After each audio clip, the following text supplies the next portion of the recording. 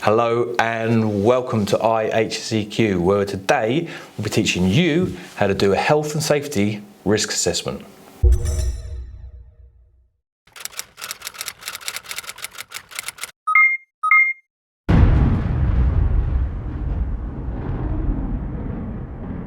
Now today I'll be using the template that I use in my business. There is absolutely no need for you to try and copy it or plagiarize it, because if you stick around to the end, I'll be telling you how you can get yourself a copy of the template absolutely free.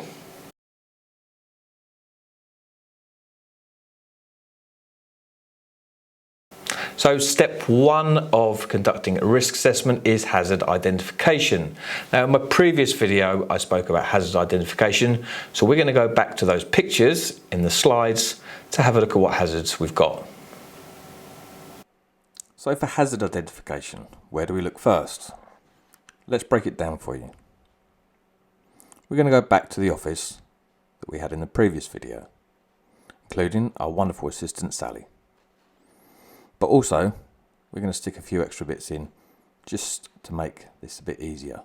Some glue, perhaps a fire extinguisher, and a big stack of boxes. So the first thing we need to look at is the DSE setup. Sally's eyes should be level with the top of her screen.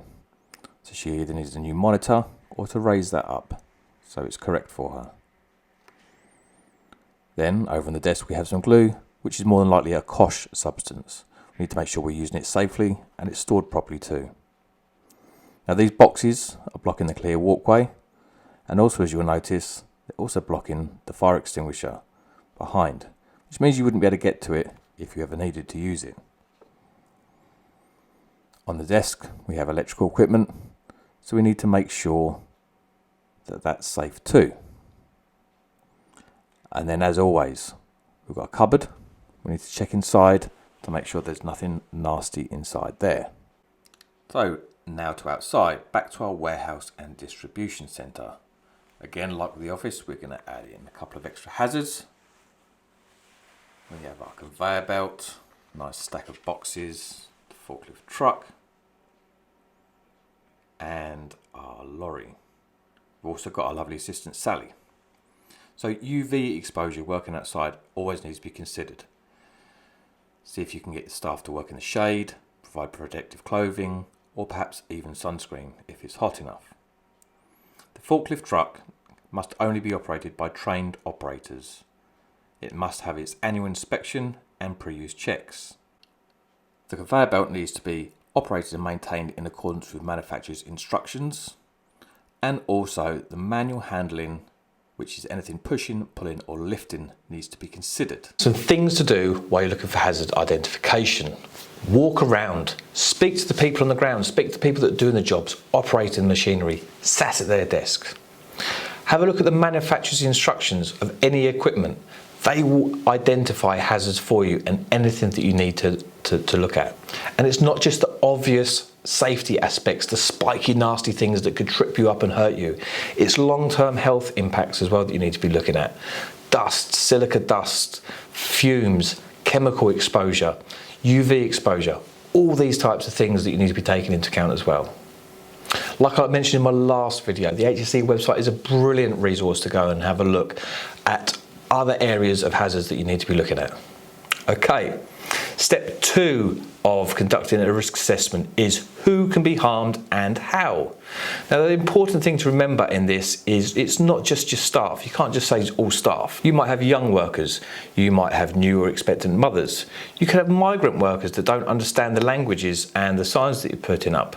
There's also members of the public that could interact with your workspace, as well as visitors, contractors, and any others that could come into contact with these potential hazards. So step three of conducting a risk assessment is to evaluate. Look at the hazards, look at who can be harmed and how, work out your significant risks, and then we need to start putting into place control measures.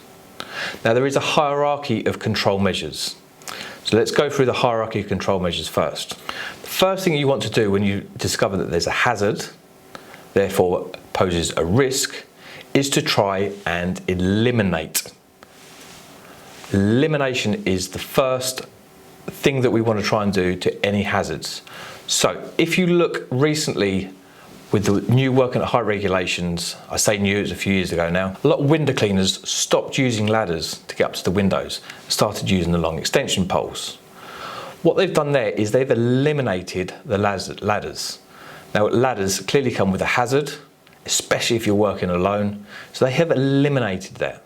And that's always the first thing that you want to try and do, is to eliminate those hazards. It's not always possible. So if you can't eliminate something, the next thing you want to try and do is to substitute something. Can you still do the task, but take something slightly more risky and replace it with something less risky?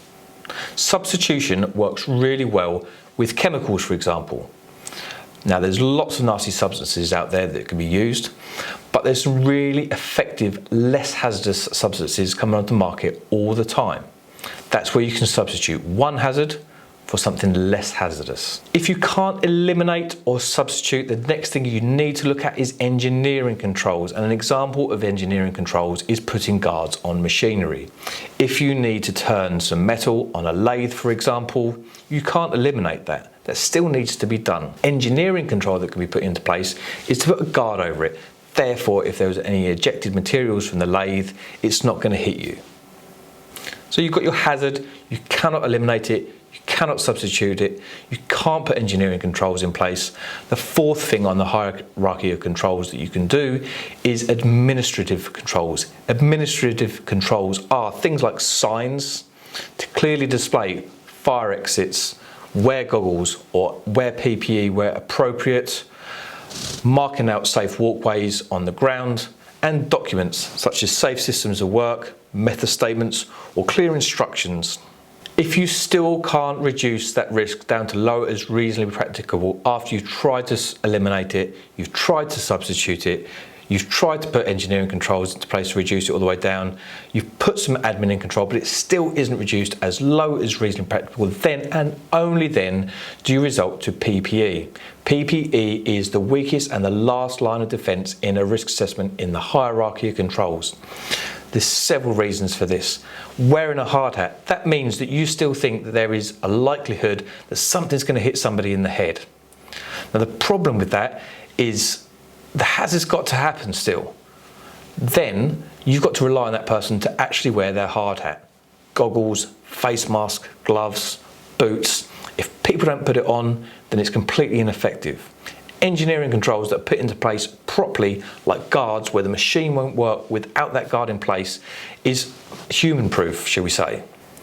So that's why PPE is the lowest form of risk control and the last thing that you need to look at on the hierarchy of controls. Now we're going to move across to my risk assessment template on my screen, and I'll talk you through how I'll conduct a risk assessment. Okay, so here I am, sat at my desk, nice and comfortable. Arms flat on the desk, eyes level with the top of the screen. I wear glasses for DSE use, so we're ready to go. So here is the template.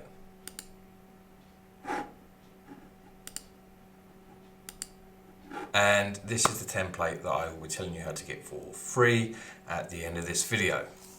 So let's jump into it.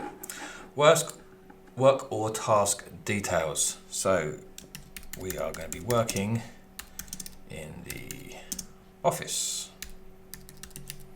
Now this could be sales work, this could be any type of work, journalism, absolutely anything. Stick in the description there of the actual task that you'll be doing. We've got an option here to put in a reference number. If you're ISO 9001, 45001 and you've got a dot control system with document numbering system there in place, you can put that in there to keep control on it. We're going to leave that blank for now. So the latest review date. So as this is a new risk assessment, we're going to stick in today's date. Obviously when you review this, you then update the latest review date, and then you can add in your next due date. Now it's down to me today to decide when the next review date will be. It's dependent on your assessment of when that next risk assessment should be done. So I'm thinking we're working in an office, pretty low risk, shouldn't be any changes coming up. So I think it's more than safe to say 6 months with plenty, perhaps even 12 months. We'll stick a 6 months on here for now. So we're going to call our worker in the office Sally. So we can call this Sally's office.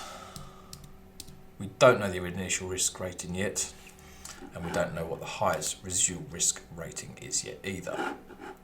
Over here you can stick in any guidance documents reference. Now this can be HSE publications like ACOPS or INDGs, or it can be your own company's procedures. Compiled by, well today that's me. And we've also got a box here for approved by. Now I think this is really good practice. If you're completing a risk assessment, a second pair of eyes is always good. It could be a subject matter expert, it could be a safety professional, it could be a line manager, a director, somebody else to look over it, make sure you haven't missed anything, make sure somebody else agrees with it. So we're going to leave the approved by blank, because today we've got nobody to approve it. If you look underneath, you will see an environmental impacts section. We're going to leave that blank today, because today we're just covering the health and safety aspects. So step 2 of the risk assessment procedure is decide who can be harmed and how. This is where you put your who. So in Sally's office, there is just Sally, nobody else works in there with her. She does regularly have a subcontractors in, either a cleaner or perhaps sometimes an electrician or somebody to check the fire alarm systems. Client personnel. Sally doesn't have any client personnel coming to our office, and these boxes can be changed to suit your business as you need it to. Now, Sally doesn't ever have members of the public come into our office, but she regularly has up to 5 visitors come into the office. Okay. Here we have our risk matrix. This part here is the matrix, and this is our scoring system for the likelihood of somebody or something interacting with the hazard. And this is the scoring system for what the severity would be, the likely severity would be, should a person or something interact with the hazards that we've identified. And we'll get on to how we come up with our scores shortly. So list all the activities being undertaken to complete this task. So the task is work in the office, so it's a day-to-day job. What can Sally do for a job? I don't know. You have an idea of what Sally could do, stick a comment in below. We're going to say she's using her computer. What she's using it for, I'm not too sure right now. Using her computer. So that is display screen equipment, and there are regulations on the use of display screen equipment. So we might want to come back up here, and you can put the full thing in, but we can just put DSE regs.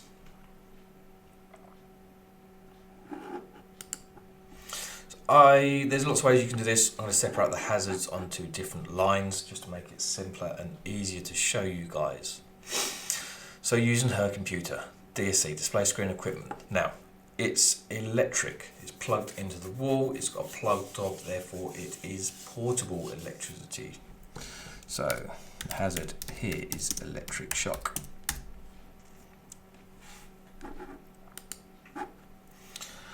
There is, when we use electricity, always a risk of fire. Something shorts out, gets sparks, got combustibles. There's carpet in the office, there's cardboard in the office, there's paper in the office. There's also likely some chemicals that are accelerants as well.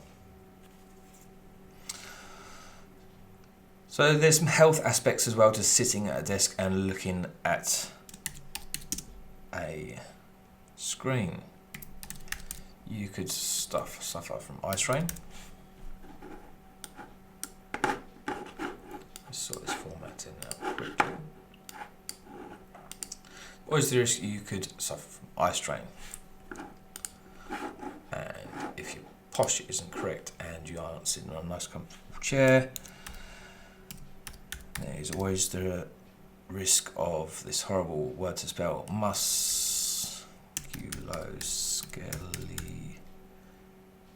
skeletal injuries.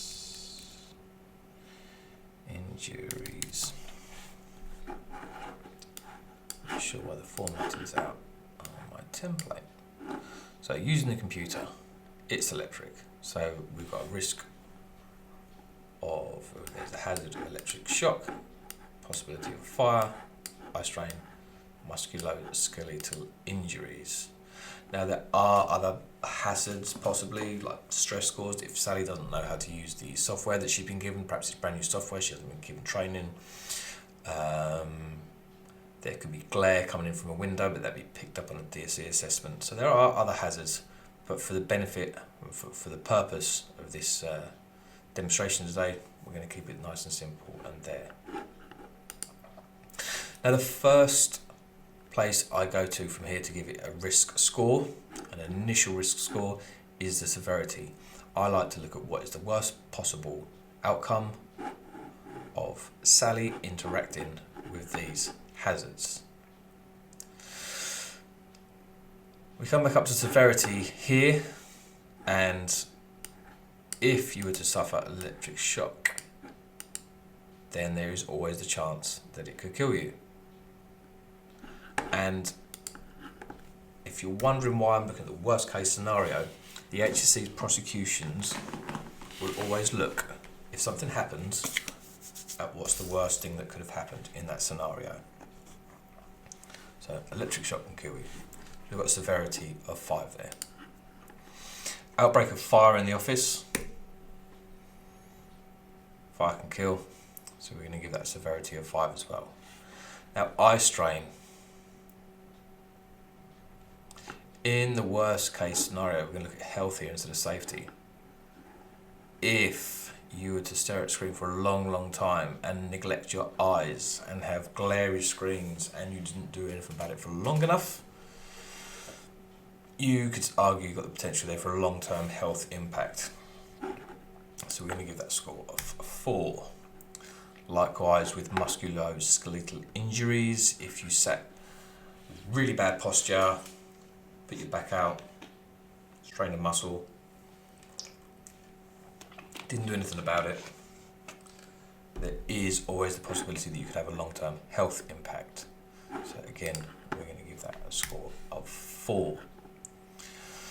Now the likelihood, and the way that we're going to look at the likelihood here is we've got some examples up here, but I'm going to tell you how I work on my likelihood.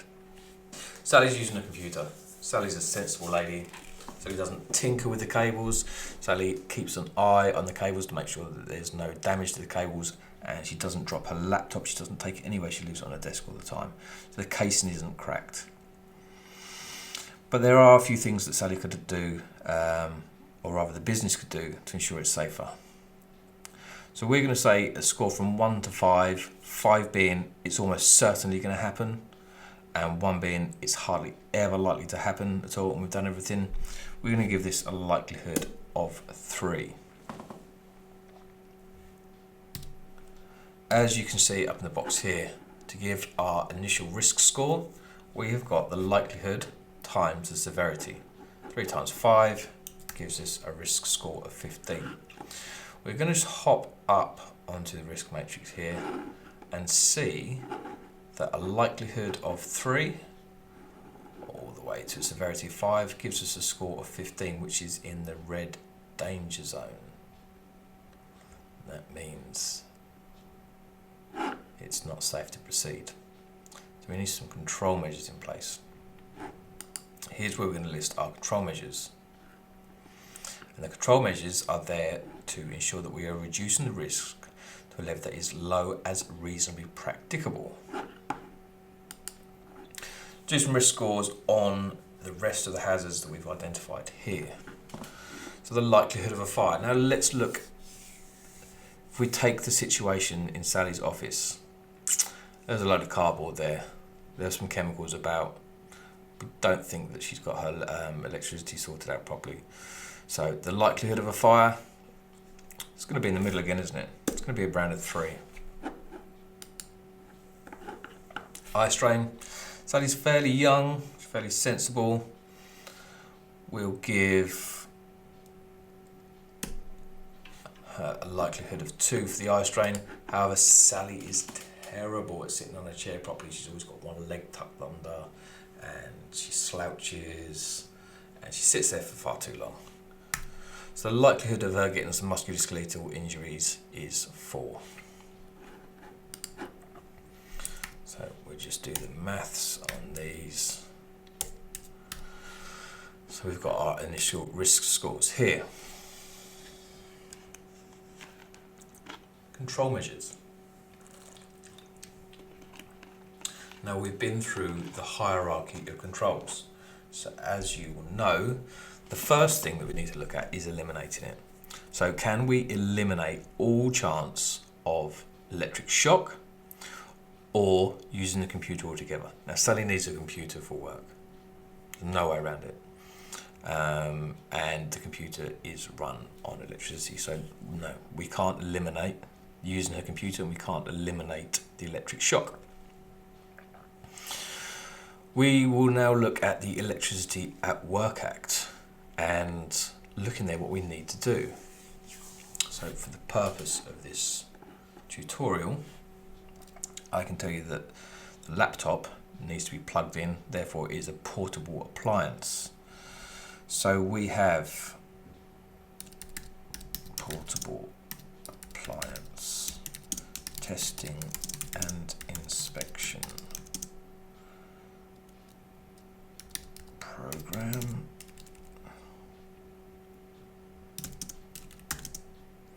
In place. Now I'm going to briefly touch on PAT, portable appliance testing. I may well make another video about it. I don't want to go too far into today. PAT testing isn't just some guy coming around to your workplace and plugging all of your plug tops into a machine, pressing a button, printing out a sticker and saying, yep, that's fine, pass, do it again in 12 months. It shouldn't just be 12 months. The competent person that does your PAT testing should make an assessment on how frequently you have your items tested and inspected, and it's important to understand that it is an inspection as well. Why? Lots of items, most of the items you'll look at, if you look at the plug top itself, you will see an icon that is a square inside a square. That means that item is doubly insulated, which means when you plug it into that PAT machine, press the button, you're not going to get the reading that you need to pass that test. It's only for items that aren't doubly insulated. The most important part is the inspection. So the inspection consists of visually inspecting that piece of equipment. You want to be looking at the casing, make sure there's no cracks, no holes, nowhere you can stick your finger in and get electrocuted. Look through the lead. Are there any chafes on the lead? Are there any splits on the lead? Is there any way you can see the conductors? Is the whole thing in good condition? And that's the most important part of your portable appliance testing and inspection program. If you've got an item that is in a, shall we say, a high risk area, a workshop, piece of item like a drill or a grinder perhaps has been dropped, chucked around, used by lots of different people and generally isn't looked after, then that thing needs testing and inspecting regularly. Every user should be checking it over before they use it to make sure that the cables are okay and the casing's okay. But a competent person needs to come along regularly. 12 months is too long for an item like that. On the flip side, you couldn't see it, but in Sally's office, she's got a huge great printer on the other side of the office. Now, that printer's massive. It never gets moved. It never goes anywhere. The cleaner doesn't touch it. Sally's office is a very safe place. There's no trolleys or anything that's going to smash into the side of the printer and damage the casing. So why would you pay for somebody to come in every 12 months and plug that into their machine, stick a sticker on it and say, yeah, you need me to come and check that again in 12 months' time, when the whole thing hasn't been touched? That inspector should be saying, hang on a minute, we need to maybe look at doing this every 2, 3, 4, and maybe up to 5 years for that particular item.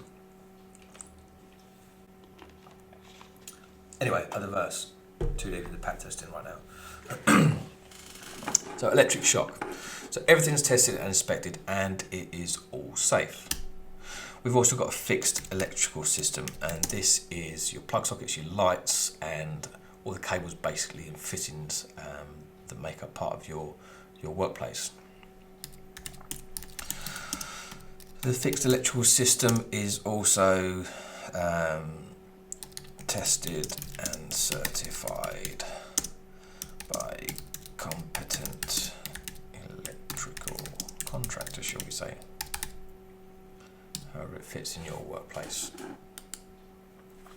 But we're acknowledging there that we've got somebody coming around and checking our fixed electrical system as well as checking our portable electrical appliance. This is. I'm going to add in another line here. I just thought of.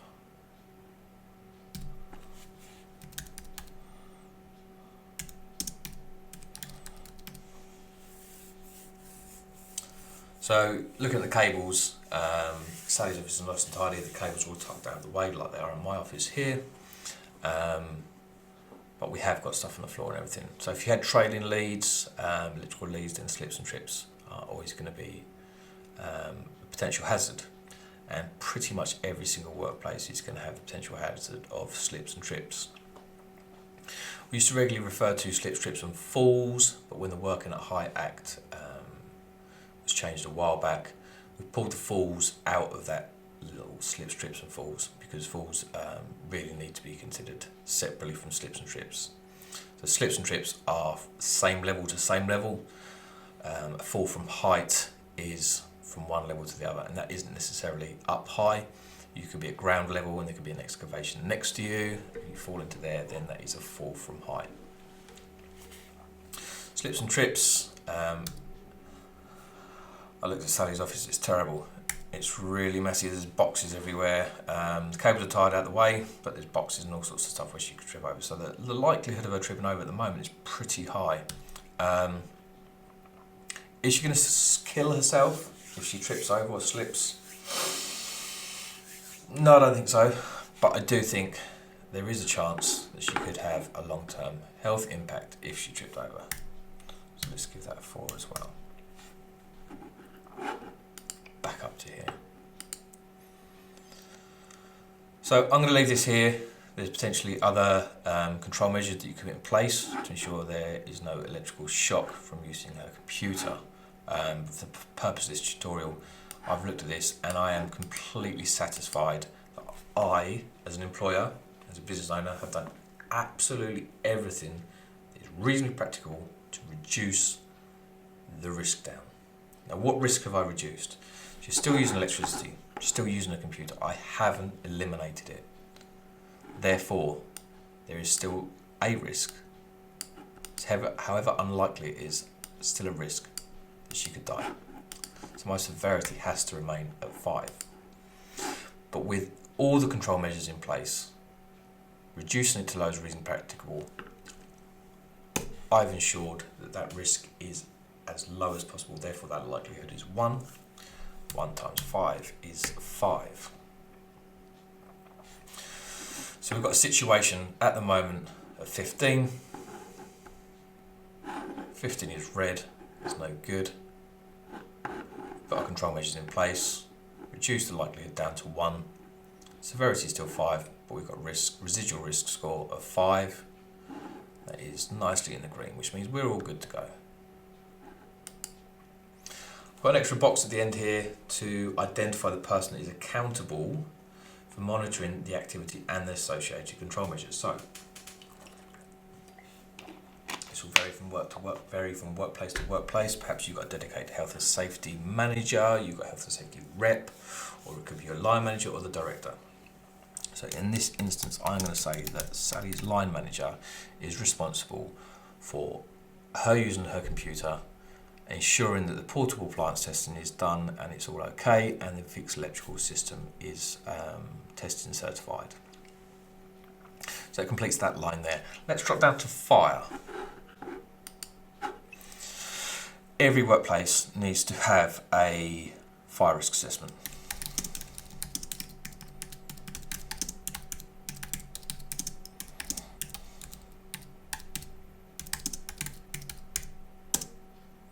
So the whole building has a fire risk assessment in place, travel distances, fire doors, weekly fire checks, all that sort of good stuff is all taken care of. But we want to drill down into what specific fire risks we've got here in Sally's office and what hazards there are. Now, let's say that there is a fire. Back in the picture, remember that there were boxes covering the fire extinguishers. So we are going to ensure all firefighting equipment is not blocked, so that you can get to it all. We have weekly fire alarm. Let's put this in. So we've got a fixed fire alarm system in place in this office block. We've got firefighting equipment in place. We've got personnel are trained in use of firefighting equipment. We've got trained fire marshals in place to ensure that people are using the correct exits and get out of the building. We've got all persons trained in fire awareness. No combustible materials stored near source of ignition. What are the things we've got in fire? So we've got weekly fire alarm test is conducted.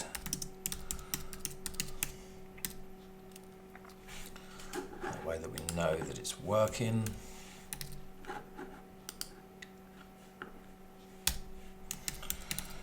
Emergency lighting is in place and periodically checked. Call that tested. And so on and so on. Lots of stuff we could put there for fire.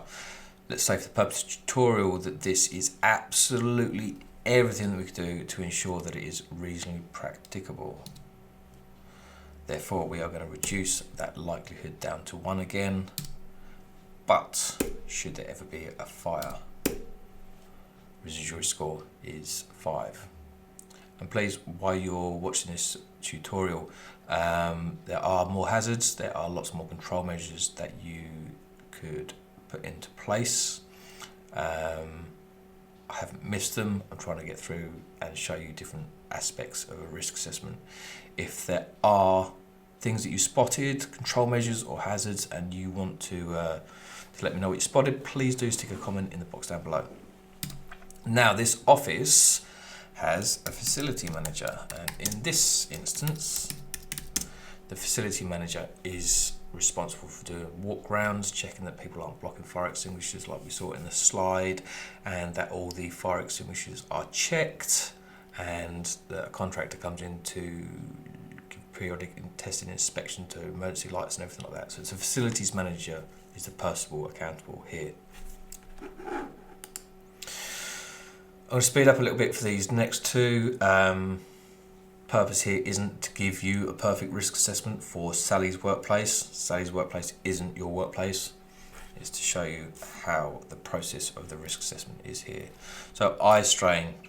So the company will pay. Company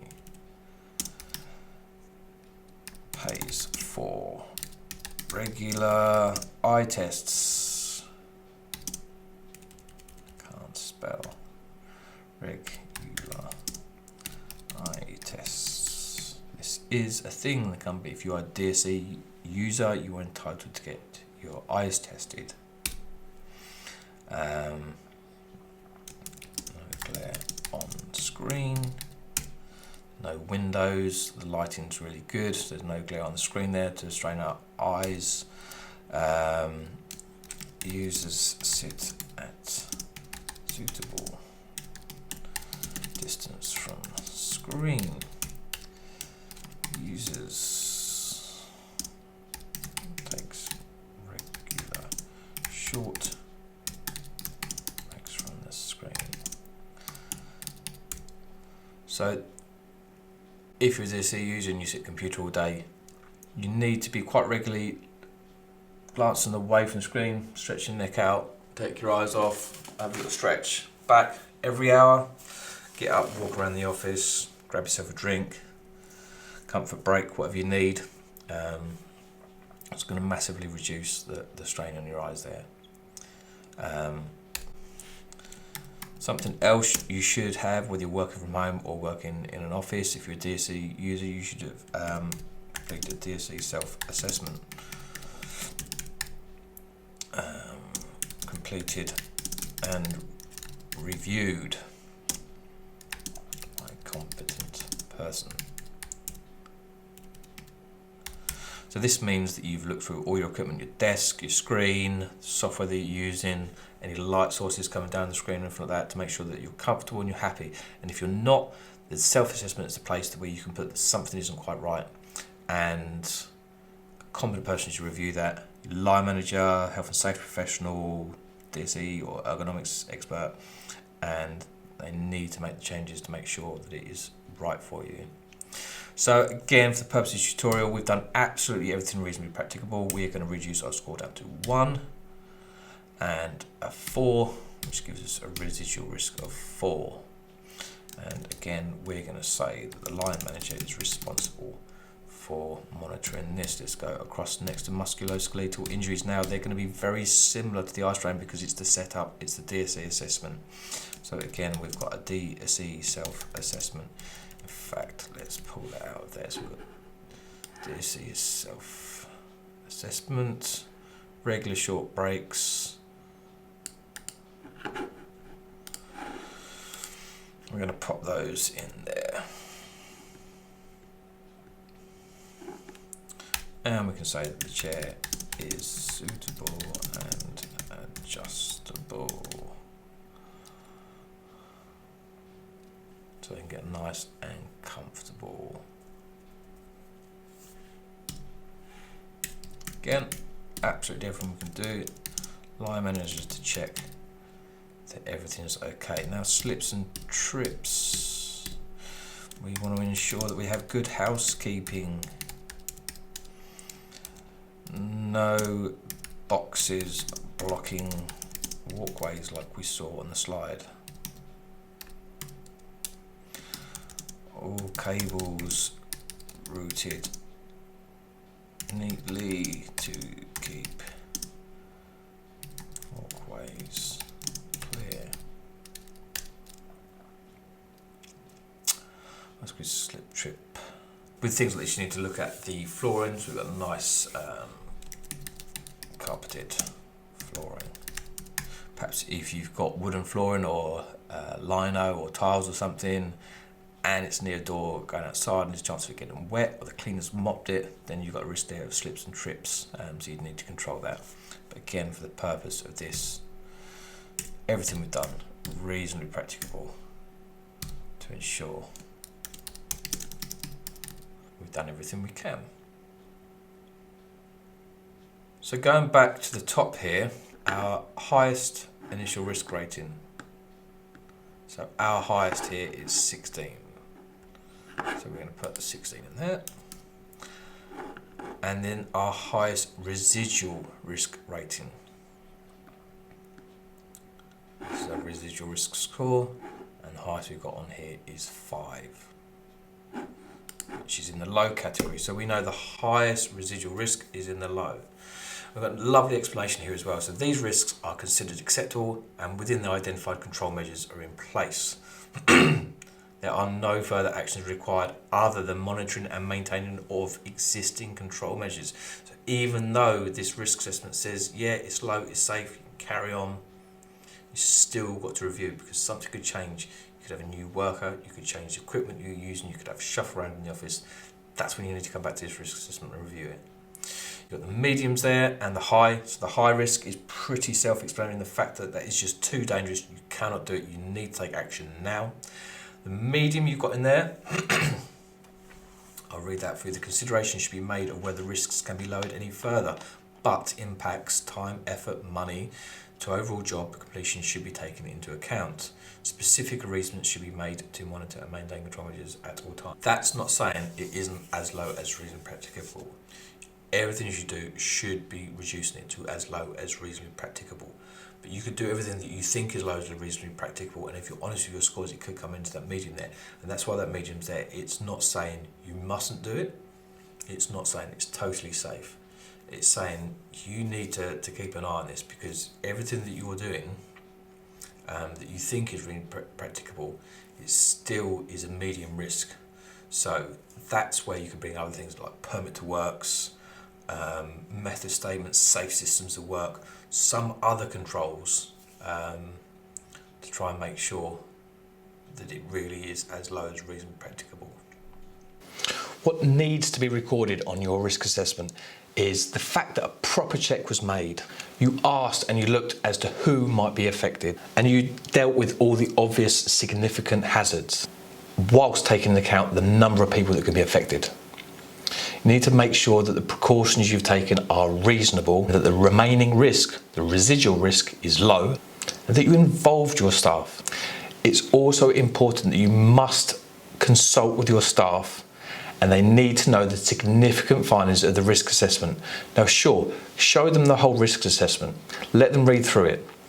But the important thing is that they need to know the fact that you've done the risk assessment, that there's risks associated with the work, and what the measures are in place to make sure that they're protected. Now, this needs to be done through communication, can be done through training, and lots of other methods. So we've recorded our risk assessment, and it's very important to record the risk assessment. Now, in the UK, it is a legal obligation for you to conduct a risk assessment for all the reasonably foreseeable hazards in your workplace. So as a business owner, if you employ 5 or more people, you must record that risk assessment. Now, if you've got less than 5, I've got to ask you the question, why wouldn't you record it? You've gone through all that hassle of going through all the hazards in the workplace, making sure it's the best it can be to protect you and any employees that you might have. Why wouldn't you then write it down? Let's say the worst happens and there's an accident in the workplace, somebody's injured. The HSE may well come and knock on your business door.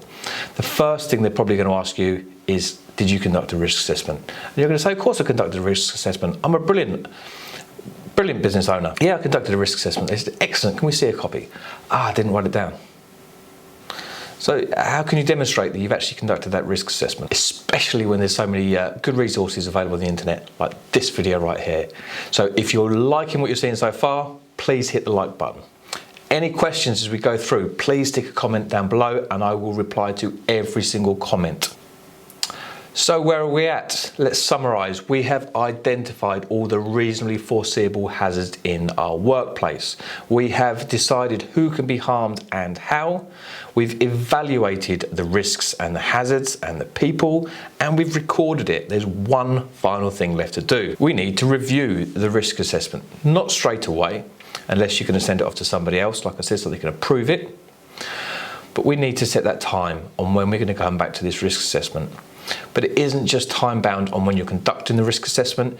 There could be changes in the workplace. Perhaps you've got a new piece of machinery in, perhaps you've got new workers, or you've done some new training, new equipment, or the process is different, or you've changed the layout. You need to get that risk assessment back out and review it to make sure that it's still suitable and sufficient. Another time that you would review your risk assessment is if you've had a near miss or an accident. So you've got your risk assessment for a machine, all seems to be going absolutely fine, and all of a sudden the machine ejects a piece of material, misses somebody or injures somebody. You need to go back to that risk assessment, straight back to the risk assessment, and find out where the gaps are. Did you miss some of the hazards? Did you not put enough control measures in place? Or did you say that the control measures were there and they actually weren't? I really hope that you've enjoyed this video today and have got something out of it. If you have, please do hit that subscribe button and the notification bell. That way, when the next video comes out, you'll know about it straight away. If you have any comments, queries, or you want to tell me that you spotted more hazards or that there are more control measures, stick a comment down below. I will respond to every single comment. So what's the exciting news about the channel? I am going to be doing weekly lives from the channel hosting i-HSEQ surgeries, completely free. I'll be online for 1 hour at a time, and you can send emails in advance, you can send video messages in advance, or you can dial into the live and you can put comments on there and I'll be answering your questions live. Now, the bit you've been waiting for is how to get your free template. All you need to do is send me an email at info@islandhseq.co.uk and I will send you a completely free copy of my template. That's all for now. Thank you so much for tuning in. Keep an eye out for the next video.